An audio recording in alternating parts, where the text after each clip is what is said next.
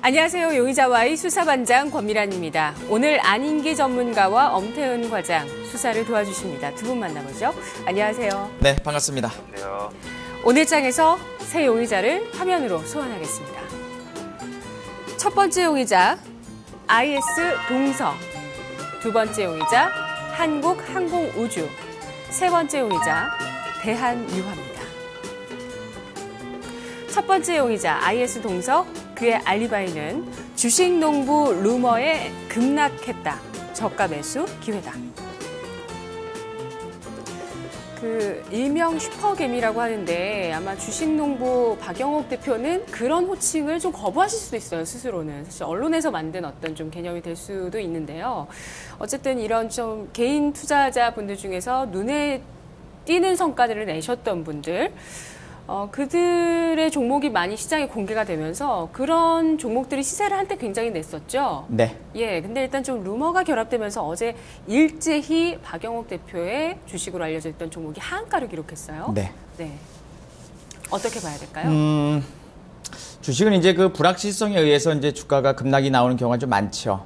어떤 재료가 발표가 되면 오히려 뭐 떨어지는 경우도 있고 올라가는 경우도 있지만 그 전까지 루머에 의해서 이제 좌지우지되는 경우가 좀 많이 있는데 어제도 이제 저도 1시 반 넘어가면서 그런 몇몇 종목들 예를 들면 뭐 IS 동서라든가 또 아토스 코리아라든가 또 대한방직, 삼양통상, 조광피역 이런 박영옥 대표가 지금 갖고 있는 투자 계속하고 있는 그런 기업들에 대해서 이제 뭐 세무조사니 또 뭐 작전 연륜이 이러면서 또 이제 큰 폭의 하락이 연출됐는데 이제 그런 게 만약에 진짜라면, 그러니까는 뭐 그렇게 좀 좋지 않은 행위를 해서 주가가 빠진다면은 반등이 어려울 수 있겠지만 또 루머에 의한 하락은 일시적인 조정 정도로 보여집니다. 그렇지만 지금 현재 시장이 종목들이 어떤 그 재료에서 올라가는 게보다는 어떤 펀더멘탈적인 부분과 그다음에 심리적인 부분 그리고 지금 뭐 금리 인상 미국발 악재도 하나 있죠. 또 중국발 악재 경기 회복 둔화 그다음에 이번에 또 대북 관련 리스크도 좀 또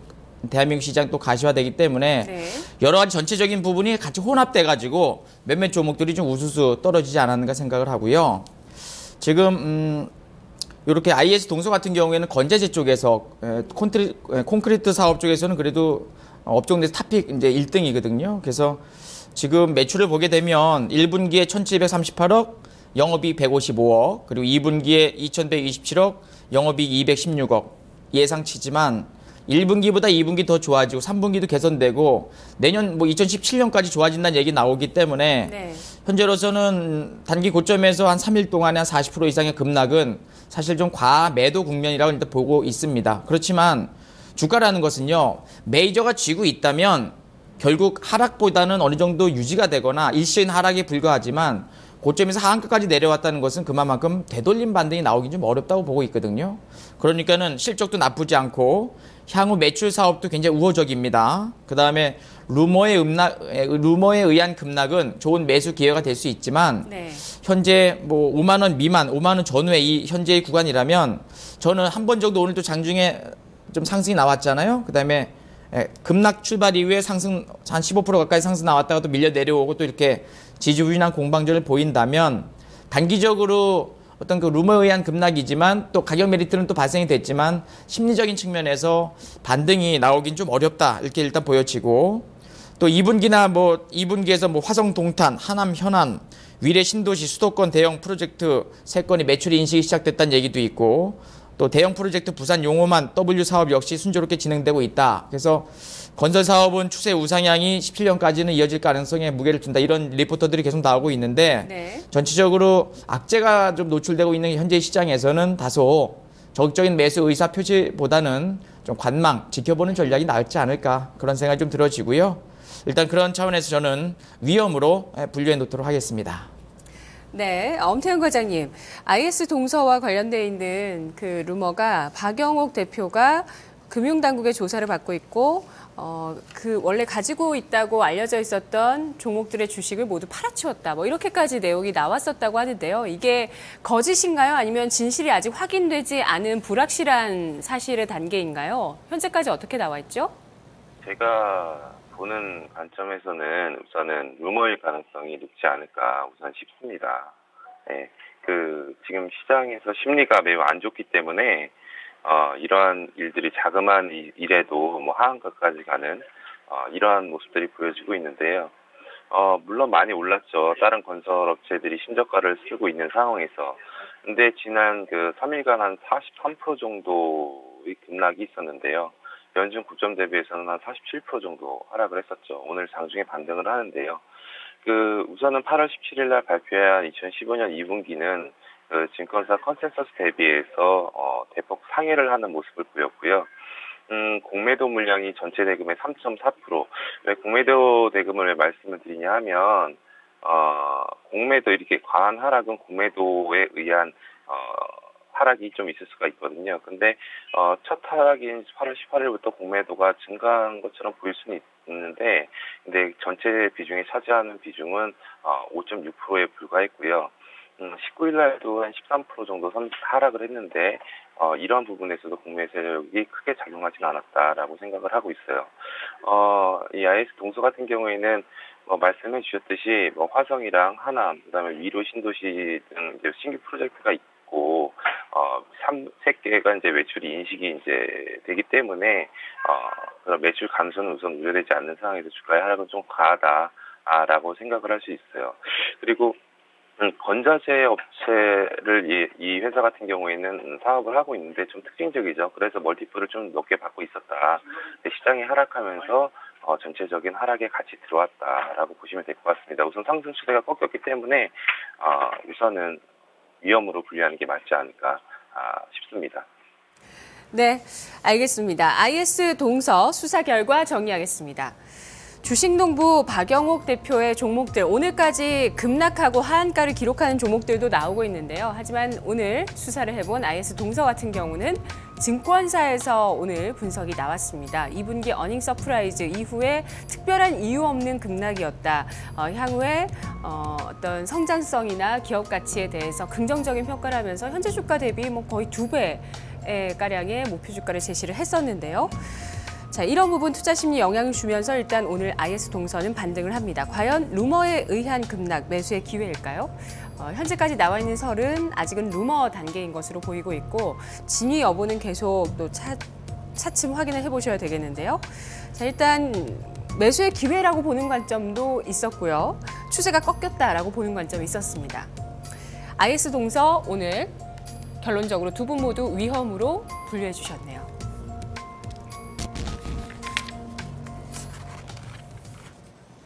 두 번째 용의자 한국항공우주입니다.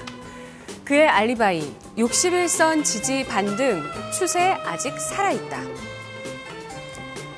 네, 이런 주식이 반등을 주는 건 또 그동안 시장 상승할 때 수익을 보셨던 분들이나 그런 종목 유심히 보셨던 분들은 조금 희망이 될 수 있는 내용이잖아요. 네.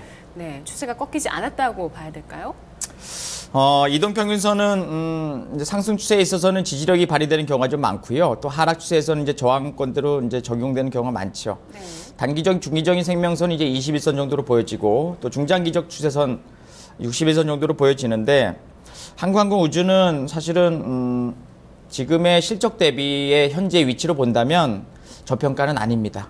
다소 고평가 영역이기 때문에 지난번에 계속 우상향 연출됐다가 고점이 제 기호로는 106,500원 정도? 106,500원 정도인데요. 그 라인을 찍고 고점에서 밀려 내려오는 과정에 누가 샀냐면 개인들의 매수가 있었어요. 주가는 개인들이 매수하면은 상승보다 하락 가능성이 높지요. 왜 그러냐면 외국인들 기관들이 팔면서 개인들한테 떠넘기고 이제 빠져나가는 그런 흐름이기 때문에 현재 61선 이상에서 놓여져 있어서 3개월 평균 가격대 이후에 이상에 있는 상황이지만 고점 대비해서 한 15% 이상 급락이 나온 위치이기 때문에 반등이 나온다 하더라도 무조건적인 반등보다는 좀 기술적 반등 정도로 일단 볼 수가 있겠고요. 한국항공우주는 방위산업 쪽에서 독과점 서비스 비즈니스 기업 아니겠습니까? 군수시장, 민수시장 쪽에서 항공기 제작 판매 사업인데 풍부한 수주잔고 약 5조 원 9천억 정도 수주잔고가 있고 또 안정적인 성장 기반 확보 또 정부와의 지속적인 거래를 통해서 독점적인 시장 지위를 좀 누리고 있는 기업입니다.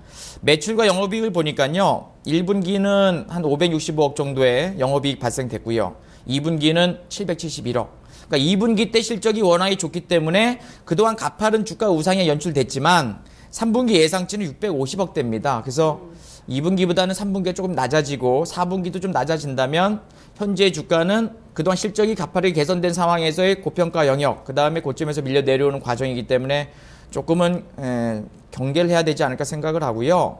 PR 기준으로 본다면 약 76배 정도이기 때문에 사실 지금 코스닥이 많이 흔들리는 모습에 뭐 40배에서 70배, 100배 이상 PR 좀 기준으로 본다면 좀 고평가 영역이 있었던 종목들이 이제 거품이 빠지고 또 외국인들 기관들이 쏠려 나가면서 어려운 상황이 연출되듯이 제가 보는 관점인 한국항공우주는 반등이 나오긴 나오지만 앞에 고점 돌파는 좀 어려울 뿐만 아니라 현재로서는 기술적인 반등 정도로 볼 수가 있겠고요. 증가자료 한번 보면서 실적은 나쁘지 않다고 보여지는데 다소 고평가 영역 말씀을 드립니다. 그래서 잠깐만 좀 증거자료 보게 되면 이거 지난번에 한번 제가 말씀드렸던 그 내용인데요.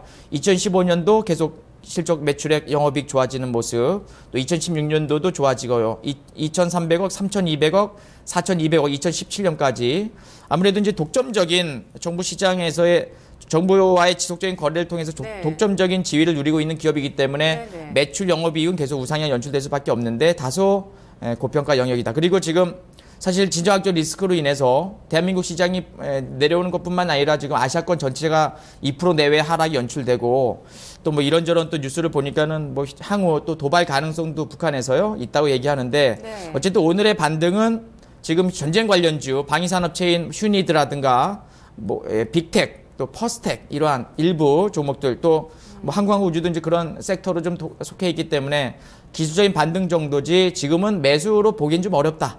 갖고 있는 분들은 반등용 매도를 취하는 게 맞다. 이렇게 저는 의견을 드립니다. 그래서 현재 구간에서 본다면 위험 전략으로 분류해 놓도록 하겠습니다. 네.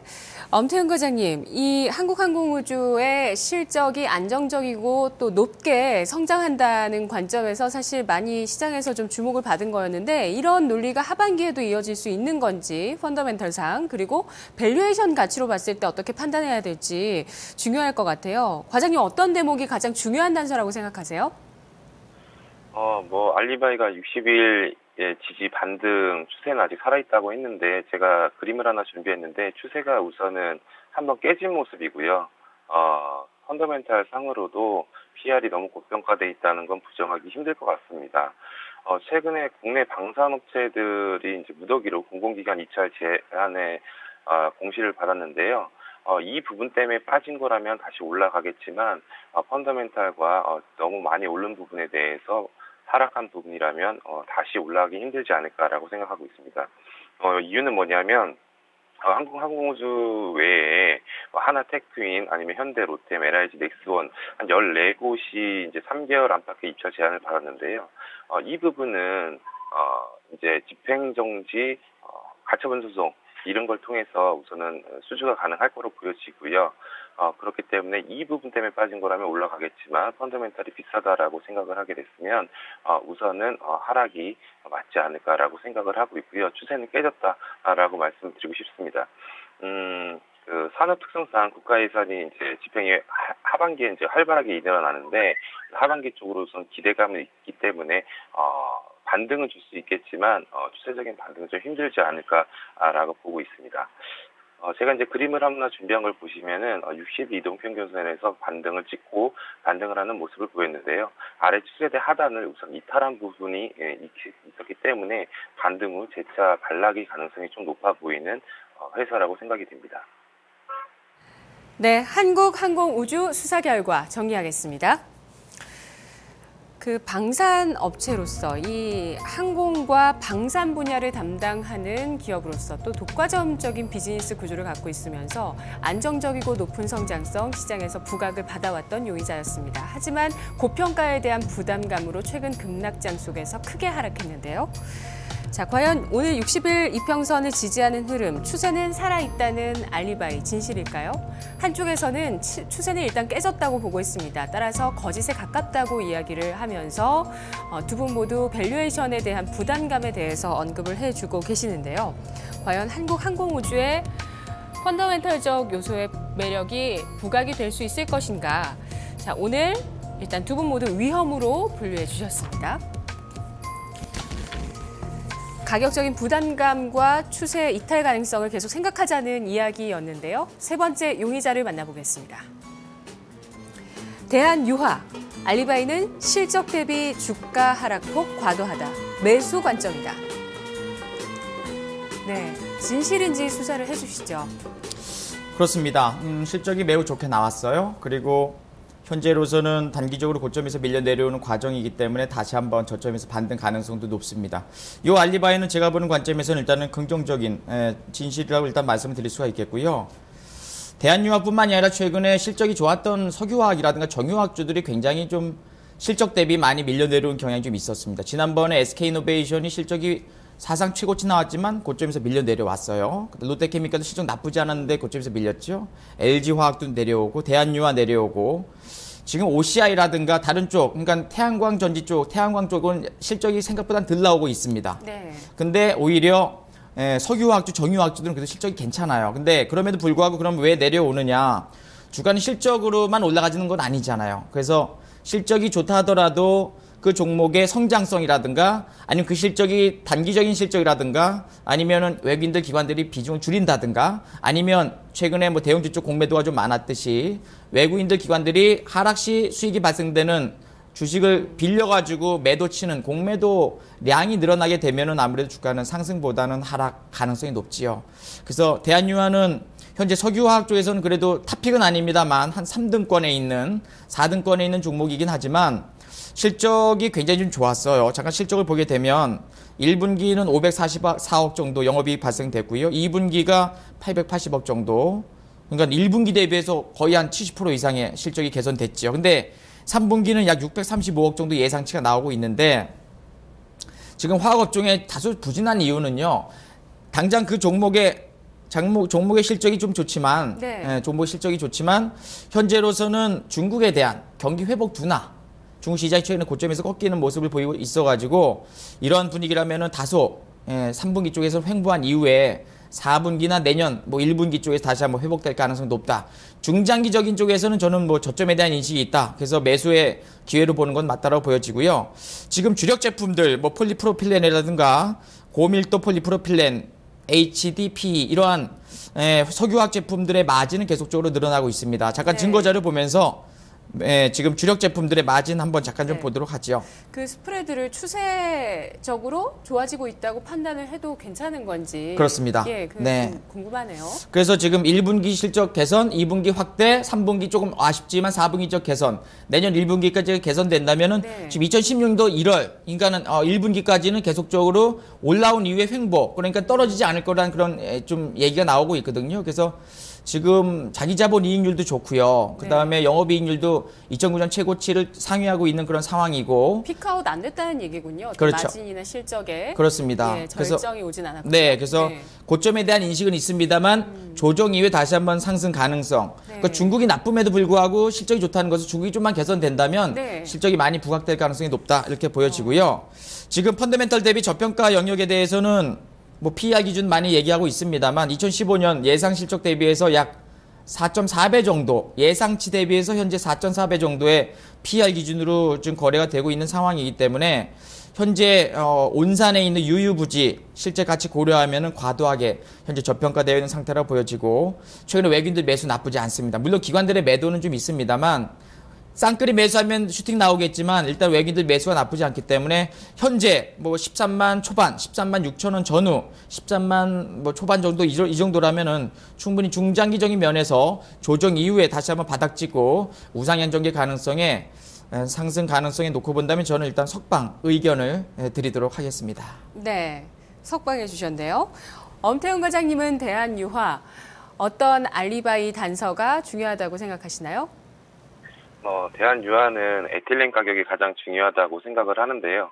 에틸렌 가격이 지금 9주 연속 하락하면서 통당 909달러를 기록한 부분이 있어요. 그래서 물론 2분기에 실적이 좋게 나왔고 그게 선반영돼서 주가가 많이 올랐다가 지금 하락을 많이 하고 있지만 에틸렌 가격이 회복이 돼야 이 주가도 강하게 상승할 수 있다라고 보여지는 부분이 있고요.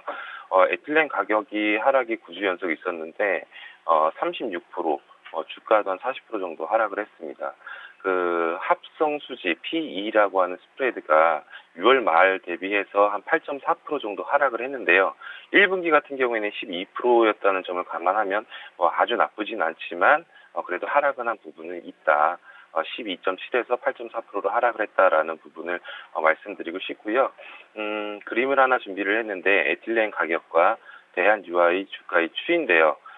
이제 파란색 굵은 선으로 되어 있는 게 대한유화의 주가 추이고요. 그다음에 에틸렌 가격이 나와 있는데 에틸렌 가격과 그리고 대한유화의 주가의 추이는 거의 동행하는 모습을 보이고 있다라고 말씀을 드리고요. 에틸렌 가격이 반등을 해야 이 대한유화의 가격도 반등을 할 수 있을 거다라고 생각을 하고 있습니다. 물론 중장기적으로 우선은 긍정적으로 보여지나 에틸렌 가격이 바닥을 확인을 하지 않은 상태에서는 우선은 지금은 위험 정도가 적당하지 않을까 싶습니다.